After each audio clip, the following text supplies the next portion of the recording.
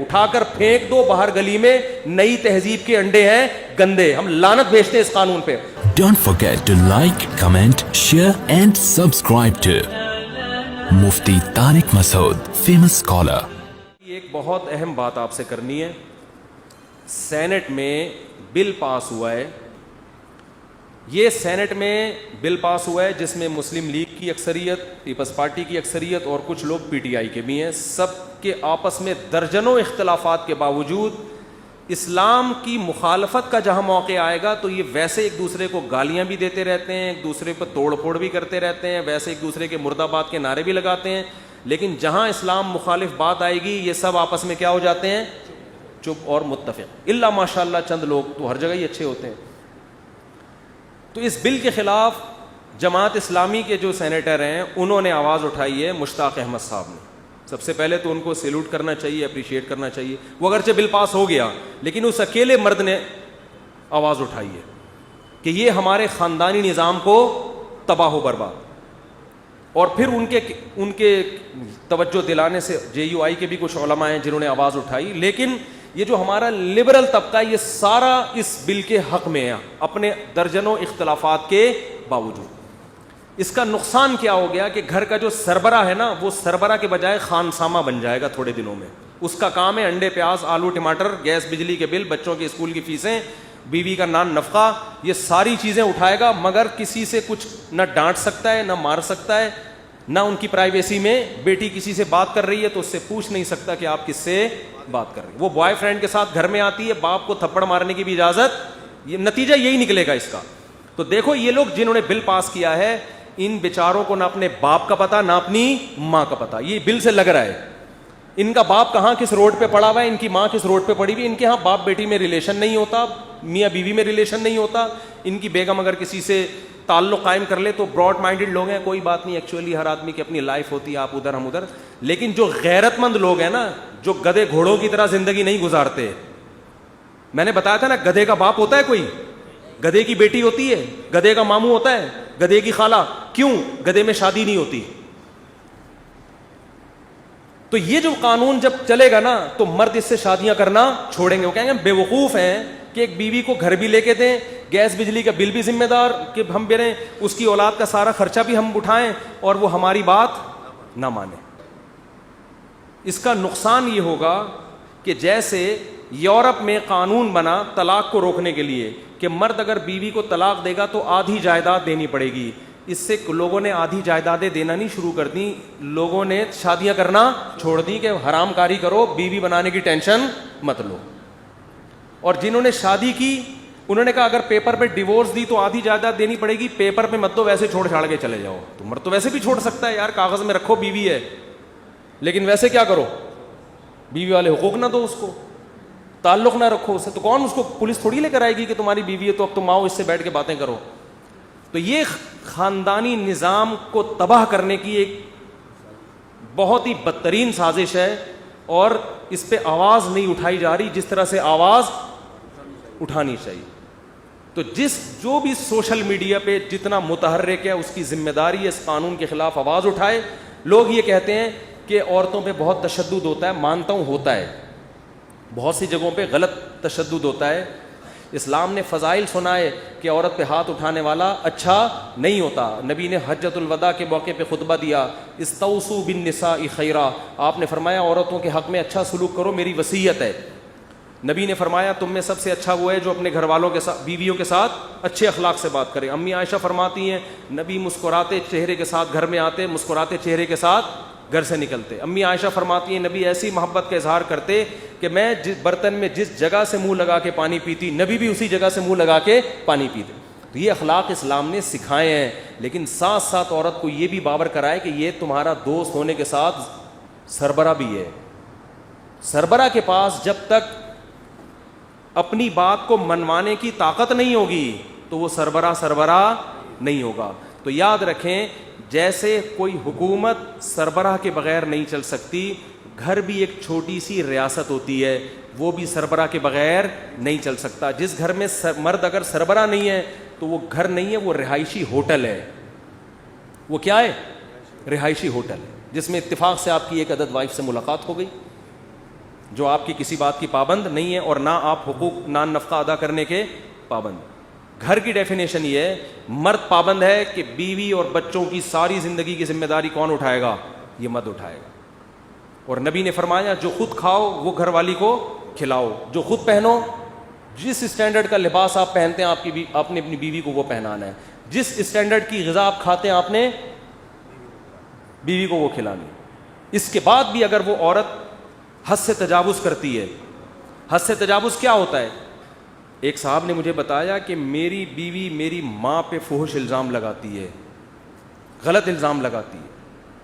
تو ایسے موقع پہ مرد کو یہ اجازت ہے کہ محبت سے سمجھائے, روٹھ جائے, پھر بھی باز نہ آئے تو کیا کرے؟ اس پہ سختی کر سکتا ہے. کیونکہ اگر مرد کو سختی کی اجازت نہیں ہوگی تو وہ ڈیورس کی طرف جائے گا, طلاق کی طرف جائے گا, جس کا نقصان کیا ہوگا؟ فیملی سسٹم اور زیادہ تباہ ہوگا. لیکن اگر آپ نے یہ قانون میں مرد کا وہ ختم کر دیا, جیسے بچوں کو بھی بہت سے لوگ بے تحاشا پیٹتے ہیں, لیکن اگر آپ نے یہ سوچ کے بچے پہ باپ کو ہاتھ اٹھانے کی اجازت ہی ختم کر دی تو بچے نہیں باپ پیدا ہوگا پھر آپ کا, یہ بتا دوں میں آپ کو. پھر کون پیدا ہوں گے؟ ابھی دیکھو میرے اتنے بچے ہیں الحمدللہ, میں نے کسی پہ ہاتھ نہیں اٹھایا, ایک پہ ہاتھ اٹھایا ہے اور اس کا بہت فائدہ ہو گیا. سب اسکول جا رہے ہیں صبح صبح, اس کو پتہ نہیں ہر تھوڑے دن میں کیا ہوتا تھا, میں نہیں جا رہا, میں نہیں جا رہا, میں نہیں جا رہا, میں نہیں جا رہا. ہمیں پتہ ہے یار یہ اپنا فیوچر کیا کر رہا ہے, خراب کر رہا ہے. بہت محبت, ماؤں سے تو بچے پٹتے ہیں, وہ تو کوئی پسر ہی نہیں ہوتا نا, وہ تو بہت اچھا ہوتا ہے بچوں کے لیے. ماؤں سے پٹیں پتہ چلتا ہے یہ ماں ہے, باپ کے پٹنے سے بگڑنے کا اندیشہ زیادہ ہو. تو اس لیے ہم نہیں مارتے کبھی اپنے بچوں کو, پیار کرتے ہیں, چھٹی بھی کر لیں یار, وہ آرام سے سمجھائیں گے. لیکن ایک بولو حد ہوتی, ہر 2 دن بعد پھر چھٹی کر کے مدرسے سے فون آ رہا ہے, اسکول سے فون آ رہا ہے, بھائی آ نہیں رہا, بنٹے کھیل رہا ہے, کبھی ادھر جا کے بیٹھا ہوا ہے, کہ ادھر جا کے بیٹھا ہے. سمجھایا بہت, نہیں باز آیا. ایک دن طبیعت سے ہم نے کیا کر دیے, چترول لگا دی. ایک دن چترول لگے ہیں, میرا خیال ہے 2 مہینے ہو گئے, روزانہ پابندی سے الحمدللہ اسکول جا رہا ہے, شام کو ٹیوشن جاتا ہے, صبح اسکول جاتا ہے. فائدہ ہو گیا کہ نہیں ہو گیا؟ اب آپ کو نہیں جی اجازت ہی نہیں ہے تو اور پھر کیا کہ میں بچے کو ماروں اور بچہ تھانے فون, وہی ہوگا نا, تھانے فون کرے گا اور باپ ہو گیا اندر. اس کے بعد میں نکل کے ایسے بچے کو کبھی بھی گھر میں رکھنے کے لیے تیار. سب سے پہلے میں حکومت سے بولوں گا تم پالو اس کو. ہم نے باپ پیدا نہیں کیے, ہم نے کیا پیدا کیے ہیں؟ اولادیں پیدا کی ہیں. اب آپ کہیں جی اس قانون کا نقصان, وہ گاؤں میں فلاں باپ نے اپنے بچے کو اتنا پیٹا, تو اس گاؤں میں اس باپ کو جا کے پکڑو, کس نے منع کیا بھائی, جو صبح شام بلا وجہ پیٹتے ہیں. تو یہ قانون انسانیت کی بھلائی کے لیے نہیں ہے, یہ گدھے گھوڑوں کا قانون ہے, جن کو اپنے باپ کا نہیں, ان کی اولادیں ان کے ہاتھوں سے نکل گئی ہیں, ان کی بیٹیاں ان کے قابو میں نہیں ہیں. ان کو مزہ آ رہا ہے ایسے قانون پاس کرتے ہوئے. خاندانی لوگ, عزت دار لوگ کبھی اس قانون کی حمایت نہیں کریں گے. تو آپ سب لوگ, مشتاق احمد صاحب جو جماعت اسلامی کے جنہوں نے اس کی بھرپور مخالفت کی ہے, سوشل میڈیا پہ آپ سب ان کو پروموٹ کریں, اپریشیٹ کریں اور اس قانون کے خلاف بھرپور آواز اٹھائیں. یہ ہماری نسلوں کو تباہ کرے گا یہ قانون, سمجھ رہے ہو؟ تو ہم اس کو نہیں مانتے بالکل بھی. تو اللہ نے جو قانون بنایا اس میں انسانیت کی بھلائی ہے. بیٹا اپنے باپ کو تھانے, بیوی اگر اپنے شوہر کو تھانے بھیج دے گی, وہ شوہر پھر اس کو بیوی بنا کے رکھے گا گھر میں؟ ابھی دیکھو, اچھا اس میں قانون میں یہ بھی ہے کہ مرد نے اگر دوسری شادی کی بھی بیوی کو دھمکی دی اور بیوی نے کمپلین کر دی تو بھی کیا ہے, اس پہ سزا ہے. ابھی جب میں یہ بیان کر رہا ہوں نا, 1 گھنٹہ پہلے میں نے ایک شخص کا دوسری شادی کا نکاح پڑھایا ہے, ابھی یہیں پہ کرایا میں نے. کس سے نکاح؟ جوان لڑکا ہے, جس لڑکی سے نکاح کر رہا ہے وہ عمر میں اس لڑکے سے زیادہ اور اس کے 3 بچے.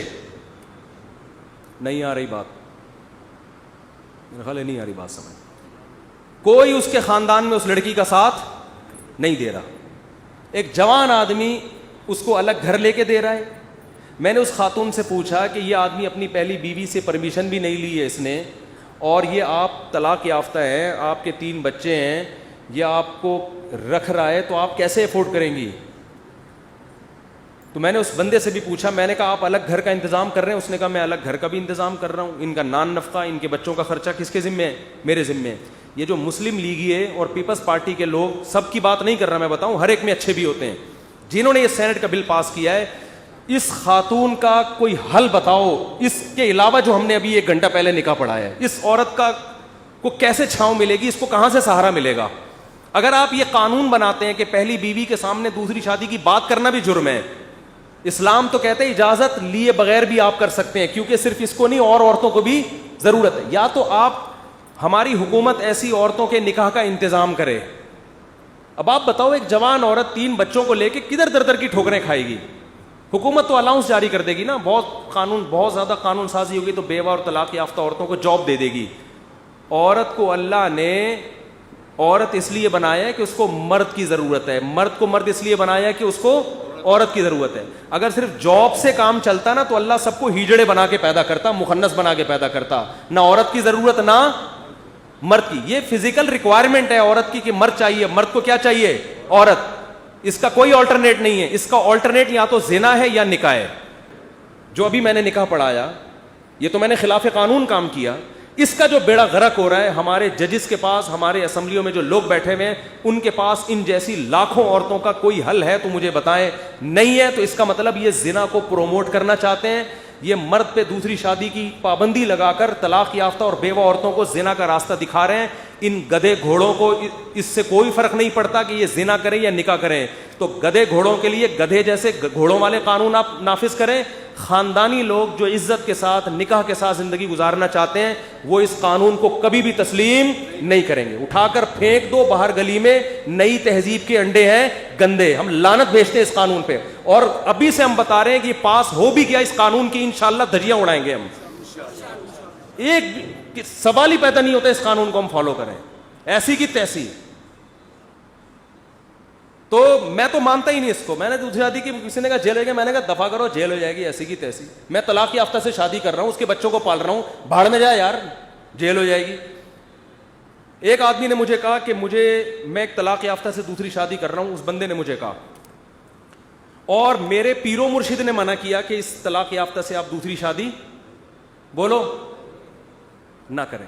وہ آدمی ڈیفینس میں بہت مالدار, لڑکی غریب. انہوں نے کہا میں اس کو الگ فلیٹ لے کے دوں گا, صحیح ہے نا. اور یہ 10 سال پہلے انہوں نے کہا 50,000 اس کی جیب خرچی باندھوں گا میں. 10 سال پہلے 50,000 کی ایک ویلیو تھی. 50,000 اس کی جیب خرچی. ینگ لڑکا, بالکل ینگ, ڈیفینس میں اچھی اس کی.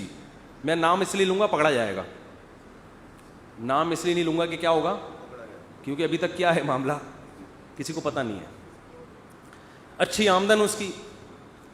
ڈیفینس میں تو بہت سارے لوگ ہیں بھائی, کسی کو کیا پتا. وہ ایسا نہ ہو مجھے فون کر کے یار آپ میرے بارے میں بتاؤ. بھائی کس کو کیا پتا آپ کی بات ہو رہی ہے؟ اب آپ خود ہی فون کر کے بتا دو تو ایک الگ بات ہے. ڈیفینس میں 10 سال پہلے ایک صاحب ٹھیک ٹھاک آمدن میرے پاس آئے. انہوں نے کہا ایک طلاق یافتہ خاتون ہے جس کے بچے بھی ہیں, مجھے اللہ نے دیا ہے پیسہ, میں الگ فلیٹ لے کے دے رہا ہوں اس کو, اس کے نام کر رہا ہوں, اور 50,000 کم سے کم 50,000 تو صرف اس کی جیب خرچی. لاکھوں پتی آدمی ہے. شاپنگ کے لیے کار بھی لے کے دے دی انہوں نے, اور بچے بھی پال لیے.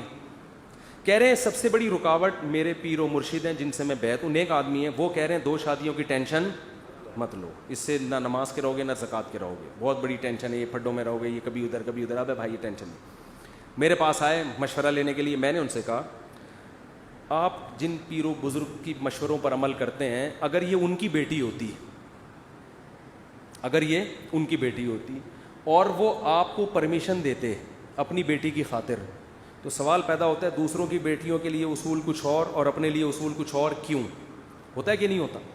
اور اگر وہ آپ کو پرمیشن نہیں دیتے تو بیٹی باپ کا گریبان پکڑتی کہ اللہ نے میرے لیے ایک پراپر انتظام کیا, منتھلی ارننگ کا بھی, اور ایک عدد مجھے جوان میاں بھی مل رہا ہے. میرے بچوں کی بھی, عورت کو باپ چاہیے ہوتا تو شادی کا نظام ہوتا کیا, ایک وقت تک باپ چاہیے, اس کے بعد اس کو کیا چاہیے, شوہر چاہیے نا. تو اللہ نے میرا گھر بسانے کا ایک انتظام کیا ہے, تو ابا آپ کو تو بیٹیوں کی فکر کرنی چاہیے, نہ کہ اس میں رکاوٹ بننی چاہیے. میں نے کہا آپ کو پرمیشن دیتے تو یہ اس کی علامت کہ دوسروں کی بیٹیوں کے لیے اصول کچھ اور, اپنے لیے اصول کچھ اور. پرمیشن نہ دیتے تو اپنی بچی پہ کیا ہوتا, ظلم. تو میں نے کہا اس لیے اللہ نے جب آپ کو اجازت دی ہے تو اللہ سب کو دیکھ کے قانون بناتا ہے. اللہ کسی کے باپ یا کسی کے پیر و مرشد کے دیکھ کے قانون نہیں بنا. اس لیے اللہ نے قرآن میں صرف اتنا حکم دیا ہے کہ اگر تم سب کے حقوق پراپر ادا کرو تو کر سکتے ہو, حقوق ادا نہیں کرو تو پھر نہیں کر سکتے. لٹکا کے نہ چھوڑو کسی کو, نہ پہلی کو نہ دوسری کو.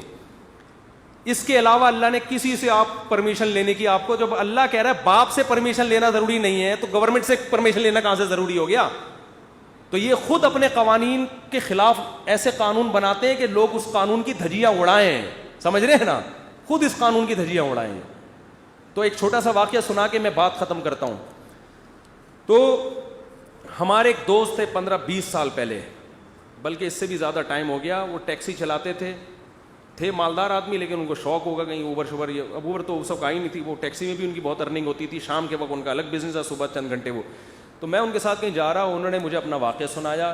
ضیاء الحق کے دور میں انہوں نے سیکنڈ میرج کی, ضیاء الحق کے دور میں انہوں نے سیکنڈ میرج کی. تو نوٹس آ گیا, اس وقت فوجی عدالتیں لگی ہوئی تھیں جگہ جگہ, عدالت سے نوٹس آ گیا ان کے پاس. کہہ رہے مجھے تو تصور بھی نہیں کہ دوسری شادی پر مجھے بلایا ہے. کہہ رہے میں نے کہا, کہہ رہے میں نے کہیں ماضی میں کبھی تھوڑی بہت اسمگلنگ کی تھی, تو مجھے ڈر یہ لگا کہ وہ پکڑی گئی ہے کہیں نا اسمگلنگ. تو کہہ رہے میں جب گیا تو ایک کرنل بیٹھا ہوا ہے, پٹھان جج تھا کرنل, وہ بیٹھا ہوا ہے عدالت میں. میں بھی گیا تو وہ چل رہے تھے فیصلے. میرا نمبر آیا تو کہہ رہے اس نے ڈانٹ کے مجھ سے پوچھا کیا کیا ہے تم نے, یہ ڈانٹ کے پوچھا. کہہ رہے میں نے کہا سر کیا تھا اب نہیں کرتا. وہ کچھ اور کہہ رہا ہے, یہ ان کے ذہن میں آ رہا ہے کہ میں شاید وہ پرانی اسمگلنگ پکڑی گئی. کہہ رہے جج بھی کنفیوز ہو گیا, پتہ نہیں کیا کرتا تھا بھائی تو. پھر کہہ رہے جج نے پھر واضح لفظوں میں کہا تم نے دوسری شادی کیوں کی ہے, ڈانٹ کے پوچھے. تو پٹھان جج بڑا روبدار نا کرنل, اس نے کہا تم نے دوسری شادی کیوں کی ہے, کیا تمہیں پتہ نہیں ہے کہ پاکستان کے قانون میں بیوی کی اجازت کے بغیر شادی کرنا جرم ہے؟ وہ بیوی نے کیس کر دیا تھا ان کے خلاف. کیا تمہیں پتہ نہیں ہے کہ پاکستان کے قانون میں بیوی کی اجازت کے بغیر دوسری شادی کرنا جرم ہے؟ تمہیں پتہ نہیں ہے کیا؟ تو کہتے ہیں میں نے کہا سر پتہ ہے, اللہ کے قانون میں جرم نہیں ہے. اچھا, کہتے ہیں پہلے اس نے مجھ سے پوچھا تمہاری پہلی بیوی میں خرابی کیا ہے؟ تو میں نے کہا کوئی خرابی نہیں ہے, بہت اچھی, نیک, پرہیزگار, اولاد سب. کہہ رہے ہیں اس کا غصہ نا تھوڑا سا ٹھنڈا ہو گیا کہ بیوی کی برائی نہیں کی کم, ورنہ لوگ دوسری کرتے ہیں تو پہلی پہ بلیاں ڈالتے ہیں, یہ یوں ہے تو اس. میرے پاس لوگ آ رہے ہیں شادی کرنی ہے اصل میں ایکچولی پہلی میں نے کہا چھوڑ دے, پہلی کو معاف کر دے, تو نے کرنی ہے تو میں تو ویسے بھی نہیں کراتا, مشورہ ہی دوں گا میں, ٹھیک ہے نا, کر لے جا کے, اس میں عیب تلاش کرنے کی کیا ضرورت ہے آپ. کہہ رہے پھر جب اس نے کہا نا کہ پاکستان کے قانون میں منع, میں کہتے ہیں میں نے کہا سر اللہ کے قانون میں منع نہیں ہے, آپ کر سکتے ہیں. تو کہہ رہے جج کا غصہ ہو گیا ٹھنڈا. اس نے جتنے بھی عدالت میں لوگ بیٹھے ہوئے تھے سب کو باہر نکالا. وہ جو بیٹھا ہوتا ہے نا وہ چائے والا, کیا کہتے ہیں اس کو, پیون جو ہوتا ہے نا, اس کو بولا 2 دودھ پتی لے کر آ. کہنے کرسی اپنے ساتھ کر دی اس نے, بٹھایا مجھے اور کہا میں نے بھی 2 کی ہوئی ہیں. پھر کہتے کوئی پاگل تھوڑی ہے بیوی سے پوچھ کے یہ کام کرے گا, کوئی پاگل تھوڑی ہے. یار ہم نے بھی کتنی کی ہوئی ہیں, 2 کی ہوئی. کہہ رہا ہے اس نے یہ کہا کہ تو نے بات صاف کی ہے ورنہ میں تیرے کو اندر کر دیتا, کیونکہ تو ابھی بیوی کی برائیاں شروع کرتا اور میں تیرے کو کیس ڈال کے اندر. تو نے بیوی کی برائی نہیں کی, بس قرآن کا سہارا لیا, بہت اچھا کام کیا ہے, اپنا کاٹ دیا, کوئی مسئلہ ہونا مجھے بتانا. اور کہہ رہے میرے سسرال فون کیا کہ گھر کے مسائل عدالتوں میں حل نہیں کرنے کے ہوتے, گھروں میں جا کے حل کرو ان مسئلوں. نہیں آ رہی بات. تو اللہ کرے سارے جج اسی قسم کے پٹھان بن جائیں جیسا وہ تھا. تو بھائی ہم اس قانون کو نہیں مانتے. آپ کہہ سکتے ہو مفتی صاحب تو قانون کی بغاوت کر رہے ہو. آپ نے جب اسلام سے بغاوت کی ہے, پاکستان کا آئین ہے پہلی شق ہے کہ قرآن و سنت کے خلاف کوئی قانون نہیں بنے گا. تو اسمبلی والے خلاف قانون چل رہے ہیں, ہم خلاف قانون نہیں. آپ نے آئین کی دھجیاں اڑائی ہیں ایسے بل پاس کر کے, آپ دھجیاں اڑا رہے ہو, تو آپ پہ بغاوت کا مقدمہ چلنا چاہیے. اور یہ جو سینٹ سے بل پاس ہوا ہے کہ آپ بچے پہ ہاتھ نہیں اٹھا سکتے, یعنی یہ اسلامی نظریاتی کونسل میں بھی نہیں گیا. ورنہ قانون یہ ہے کہ اسلامی نظریاتی کونسل کو پہلے دکھایا جاتا ہے, وہ اگر بل کو پاس کرے تو پھر آگے جائے گا, وہاں سے ہوئے بغیر اسمبلی میں چلا گیا ہے. تو اس لیے اس قانون کو ہم نہیں مانتے. اٹھا کر پھینک دو باہر گلی میں, نئی تہذیب کے انڈے ہیں گندے. یہ گدے گھوڑوں کے لیے تو صحیح ہے, خاندانی لوگوں کے لیے یہ صحیح نہیں. ہاں جو زیادہ تشدد کرتے ہیں, بلا وجہ مارتے پیٹتے ہیں, جیسے واقعات ہوتے ہیں, تو ان کے خلاف FIR بھی کٹنی چاہیے, کیس بھی ہونا چاہیے. لیکن آپ یہ کہیں کہ آپ اپنے بچے پہ کبھی بھی ہاتھ ہی نہیں اٹھا سکتے, اس کا مطلب بچے نہیں پیدا کرو. اب کیا پیدا کرو, اپنا باپ پیدا کرو. ہم ہمیشہ بچے ہی پیدا کریں گے, باپ پیدا کرنے کے ہم قائل نہیں ہیں. سمجھتے ہو؟ اللہ عمل کی توفیق عطا فرمائے. حدیث میں آتا ہے کہ دیندار لڑکی کو نکاح میں ترجیح. سوال یہ کہ انہوں نے بہت دیندار ہو لیکن پسند ہی نہیں آ رہی ہو, تو پھر نہ کرو اس سے. بہت سی دیندار ایسی میں جو دیندار بھی ہو پسند بھی آئے نا, تو حدیث کا مطلب ہے کہ جب بہت ساری پسند آ رہی ہوں تو ان میں دیندار کو مالدار پہ ترجیح دو. بہت سے لوگ مال کو دیکھ رہے ہوتے ہیں زیادہ, تو دیندار کو ترجیح دو کس پر؟ باقیوں پر. اور بعض دفعہ یہ بھی ہوتا ہے کہ کوئی تھوڑی خوبصورت ہے, کوئی زیادہ خوبصورت ہے, جو کم ہے وہ دیندار ہے لیکن بہت بدصورت بھی نہیں ہے, تو دین کی وجہ سے اس کا ایک عیب پہ کیا ہو گیا؟ تلافی ہو گئی. تو دین کو ایسے موقع پہ ترجیح دینی چاہیے. اور آپ کو پتہ ہے حدیث میں آتا ہے سوداء ولود احب الی اللہ من الحسناء التي لا تلد. حضرت عمر کا قول ہے کالی سیاہ عورت جو اولاد کثرت سے جنے اس سے نکاح اللہ کو زیادہ محبوب ہے اس خوبصورت عورت سے جو آپ کو نسل نہ دے. اسلام میں نسل کی اتنی ویلیو ہے کیونکہ ہم گدھے گھوڑے نہیں ہیں, ہم خاندانی لوگ ہیں. اولادیں بھی ہوتی ہیں, بہویں بھی ہوتے ہیں, داماد بھی, پوتے بھی اور نواسے بھی. گدھے کا ماموں نہیں ہوتا, یہ یاد رکھو. اللہ عمل کی توفیق عطا فرمائے, گدھا بننے سے بچنے کی توفیق عطا فرمائے.